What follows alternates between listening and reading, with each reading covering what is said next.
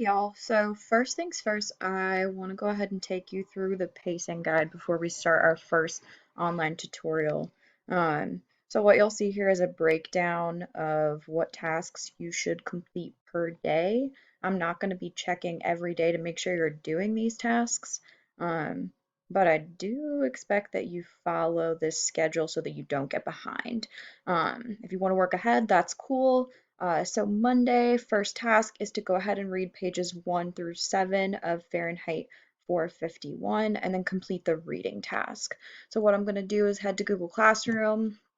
Y'all are going to see online instruction lesson number 1, part 1, Fahrenheit 451.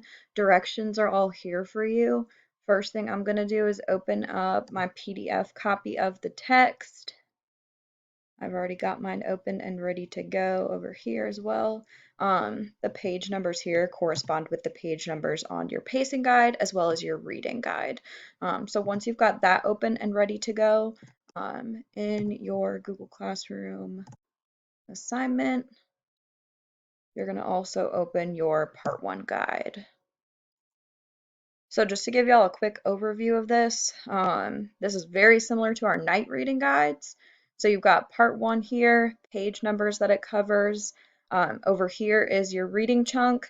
Here is what is describing your reading task. And then your workspace in order to complete the reading task is over here. So for this first section, y'all are going to find an example of figurative language that describes each of the following. The fireman, Montag, who's our main character, the fire, and Clarice. So we'll be introduced to these things and characters in these first 7 pages of the text. So all y'all got to do is give me a quote that represents the figurative language over here.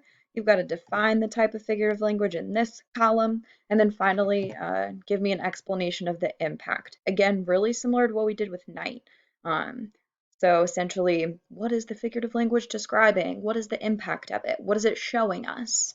So why don't we go ahead and get started together. So again, you can open this up, scroll to the top. We're going to go ahead and get started reading. Y'all will also see in Google Classroom that if you would like, there is an online copy of the book, an audio book that you can use to follow along with. I'm just going to read the first little section with y'all, and then you can finish up on your own.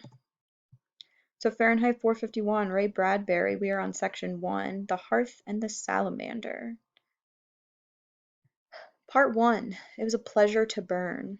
It was a special pleasure to see things eaten, to see things blackened and changed. With the brass nozzle in his fists, with his great python spitting its venomous kerosene upon the world, the blood pounded in his head, and his hands were the hands of some amazing conductor, playing all the symphonies of blazing and burning to bring down the tatters and charcoal ruins of history. With his symbolic helmet numbered 451 on his stolid head, and his eyes all orange flame with the thought of what came next, he flicked the igniter, and the house jumped up in a gorging fire that burned the evening sky red and yellow and black. He strode in a swarm of fireflies. He wanted above all, like the old joke, to shove a marshmallow on a stick in the furnace while the flapping pigeon-winged books died on the porch and the lawn of the house, while the books went up in sparkling whirls and blew away on a wind turned dark with burning. Montag grinned the fierce grin of all men singed and driven back by flame. He knew that when he returned to the firehouse he might wink at himself, a minstrel man, burnt corked in the mirror. Later, going to sleep, he would feel the fiery smile still gripped by his face muscles in the dark.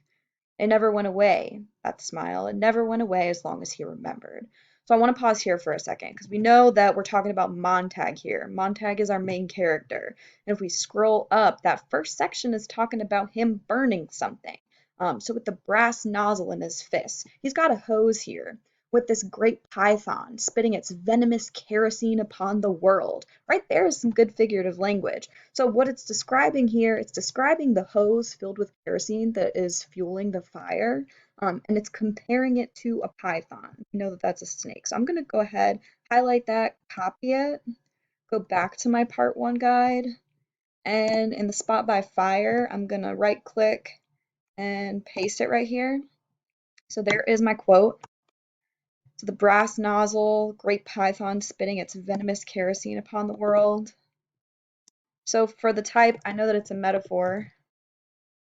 And for my explanation of the impact, I'm going to say here, um, a fire hose is being compared to a python, a venomous snake.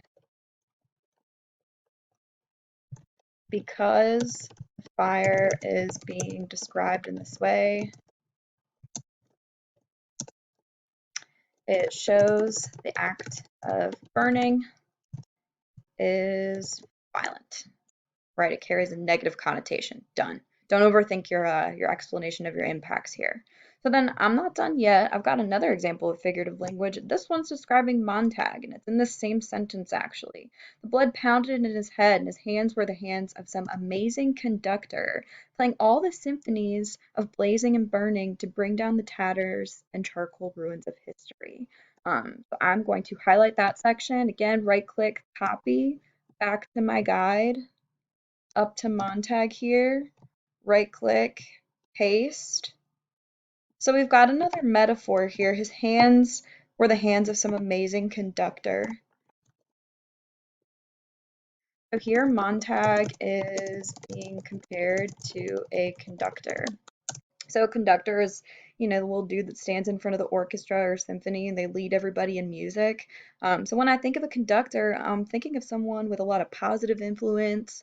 A symphony is something usually joyful, used for entertainment.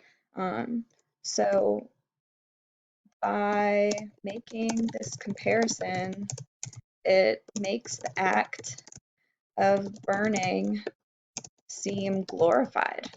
Makes it seem a lot more positive, which is interesting to note here because what he is doing makes it seem really positive, like he's got a lot of power and control. And then here, the fire itself seems a lot more negative, right? Like dangerous, like a snake. So right there, you've got your first two answers for your reading chunk. Y'all are going to go ahead and finish up the rest on your own. Um, you know what? You can go ahead and skip this one. I don't love this. So then you've just got to find an example of figurative language describing Clarice, who you will meet as you continue to read up to page 7. That is all your work for today, Monday, April 6th. If you have any questions, you know when my office hours are, or you can shoot me an email. Good luck. Enjoy reading. I love you all, and we'll talk tomorrow.